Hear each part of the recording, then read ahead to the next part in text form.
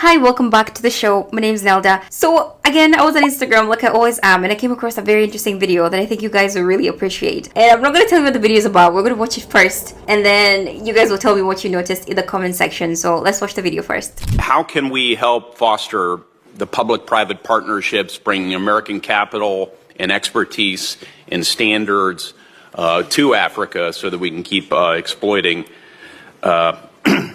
so that we can exploring where we can get these minerals. Do you guys see how he was stuttering? How can we can? So we call this the Freudian slip. This is clearly he had a slip of tongue. But sometimes when people have a slip of tongue, they're actually saying exactly what is going on in their minds. This guy knows, there are times when I've said here that one of the reasons, not the only reason, but one of the reasons Africa is still poor as a continent is because people are actively and deliberately exploiting us. And it's shocking to me that I've had other people say, oh, Africa is poor because of Africans' corruption. And sure, it's true, there is corruption on the continent, but this video and many other videos, I'm just going to show you the one, but it's obvious that they know exactly what they're doing when they're coming on the continent. You guys know, like I always say, I will give you the data. I'm not just going to yap, I'll give you the data because I came prepared, guns a-blazing, with all my pieces of data. Now, we're going to start looking at a few areas where Africa is very clearly exploited. So in the future, or if you have an essay that you're writing, I'll link down the resources I use below so that you can use this as clear evidence on what is going on in the continent. Let's start with coltan mining, because coltan is critical for electronics. It's used like in your phones, in your laptops, all of that stuff. And it is usually used for capacitors. That's what I read. I'm not an engineer. Am I an engineer? No, I'm not. So, and the leading country when it comes to coltan mining is obviously DRC, that is the Democratic Republic of Congo. 60 to 70% of the world's coltan comes from one tiny, did I say tiny? Forgive me guys, I'm from Tanzania, so Tanzania is massive to me. But Congo is absolutely massive as a country as well. 60 to 70% comes from Congo. And then other countries like Rwanda, Burundi, Uganda, Zimbabwe also contribute to this. But the people who actually do the coltan mining get roughly $2 a day. I want you to sit with that, okay? Your iPhone potentially has coltan from the Congo. Now, Apple has said that they practice responsible sourcing. So I'm not calling Apple out directly, but let me just say there has been lawsuits. That's all I'm going to say about that. There are certain companies that are obviously benefiting from coltan mining. So Apple, Samsung, Intel, and even though they're not directly the ones on the ground hiring the miners and paying them $2 a day, they're benefiting indirectly from the supply chains. Now, if 70% of the coltan is coming from Congo, are you trying to actually convince me that these big giants like Apple's value is what, $3.4 trillion,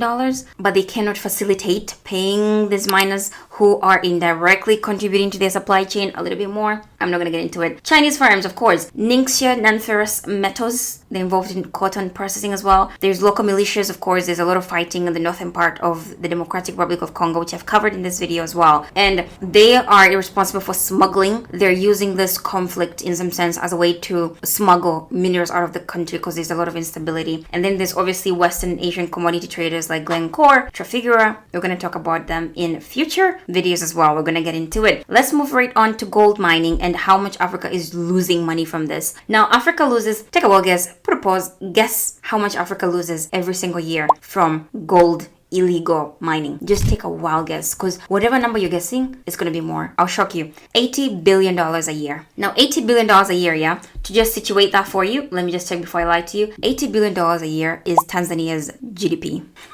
In 2024. Last year, all the money that Tanzania earned is all the money that Africa lost as a continent because of illegal mining of gold. That's just a tiny little area. Now, speaking of Tanzania, because it's the most beautiful country in the world, period, I don't state lies, guys. I can tell a joke, but I will not tell a lie. Tanzania lost $1.2 billion in gold revenue between 2010 and 2017 because of underreporting from foreign firms. So they were inviting firms into our country, they're coming to mine our gold, and then they're underreporting how much they're actually getting so that they don't pay the relevant taxes and royalties to the country. Now, of course, Ghana is hit the most by this because Ghana is the king of kings when it comes to gold. I also did a video about Ghana and their CD because it's doing absolutely fantastic in the summer of 2025. I'll link it up here as well. And Mali, of course, is struggling from this. South Africa, Zimbabwe, all the top gold miners in the continent. Now, companies that benefit from gold mining: Anglo Gold Ashanti, this is South Africa based, but they have significant foreign ownership. Barrick Gold, very popular. They have gotten in trouble, I'm sure. I've seen them in the news. They're from Canada. There is Newmont Corporation from the United States. There is also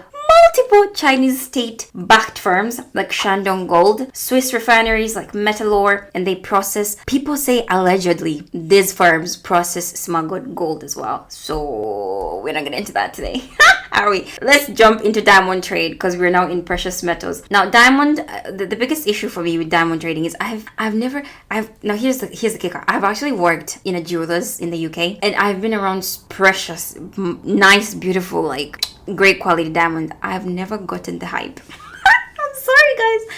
I'd rather get like a tanzanite, which I have on. You can't see it, guys. My tanzanite is so cheap because it's very, very light. I'd rather get a tanzanite. I'd rather get like a ruby or like an emerald, or give me like I hate amethyst, by the way. I'll take like a blue topaz even. I'll take a citrine. Diamond? I don't get why diamonds are so precious. They're literally transparent. But anyways, there's this thing called the Kimberley process, which, by the way, I had to do in my training when I was working for the jewelers. And the Kimberley process is, they look at conflict areas and they try to avoid those areas in terms of processing metals from them. And they suggest that 20% of all the global diamonds in the world are in conflict areas or conflict zones. Now, of course, this would be countries like Angola, Sierra Leone, DRC, of course, Zimbabwe, Botswana. And Angola alone loses around $200 million because of diamond smuggling. Look at how much money we're losing as a continent. And of course, the countries or the groups of people that benefit a lot from diamond extraction in the continent are the De Beers in South Africa, a Rosa Russian group, very active in Angola, Chinese diamond traders in Zimbabwe. There is Middle Eastern and European intermediaries like Dubai-based dealers as well, local elites who are also complicit in smuggling. So when you hear that, oh, Africa has a lot of corruption issues, these are the people that we're talking about here. So people who are actually government officials who are in the mining sector are taking in corruption, are receiving bribes, and they're letting a lot of things slide. Let's move on to cobalt extraction for batteries. Very similar to coltan, DRC is leading. Roughly 65%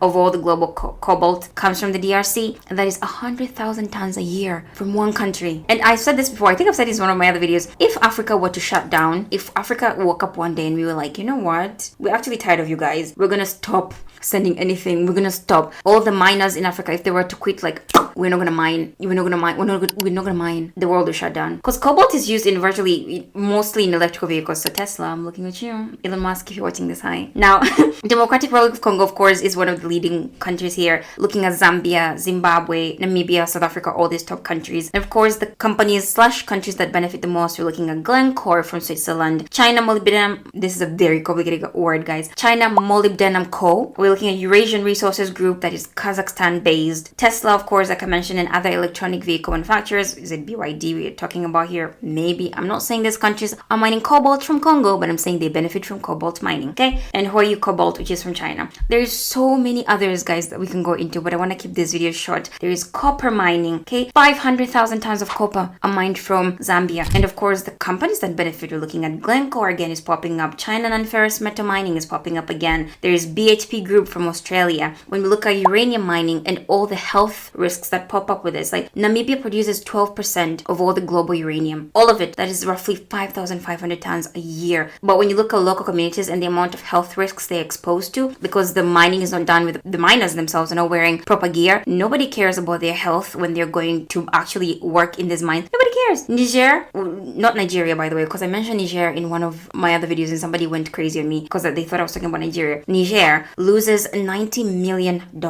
every year because of unequal contracts. The way that contracts are being set up, they're always going to benefit the companies, the foreign companies. Now, this is where we're getting close to the end of the video because there's so many I could go into. I could go into bauxite extraction. I could go into lithium mining for renewable energy. I could go into platinum group metals. Like South Africa produces 90% of all the platinum in the world. Do you guys get? Anyways, but the issue here, and the reason I'm talking about it in this video, is if we actually gained that authority by creating our own companies to mine, I think the treatment would be better. Now, I'm not going to guarantee that because I recorded a video recently talking about how African billionaires are exploiting Africans when they're creating manufacturing plants. So I can't guarantee that will be the case, but I think it will be better because when I open my own mining farm in the future, I promise, guys, I'll pay my workers really well. Because I'm not saying there's anything wrong with mining. We need to mine. God has given us these resources for a reason, but we need to make sure that we take ownership of our mining sector. It is absolutely massive in terms of how much money is contributing, and at the same time how much money we're losing as a continent because we're not taking ownership of our mining sector, which we need to. So think about it, guys. How can you get involved in the mining sector? How can you start advocacy in terms of people getting paid? I told you guys, people getting paid $2 a day in the DRC. That doesn't seem fair. If you're trying to live on $2 a day, that is the poverty line, and you're getting $2 a day. We haven't spoken about rent, food, shelter, clothes. Let's think about it. So thank you so much for watching. Feel free to subscribe, to like, to share, to comment, and you'll see me in the next video.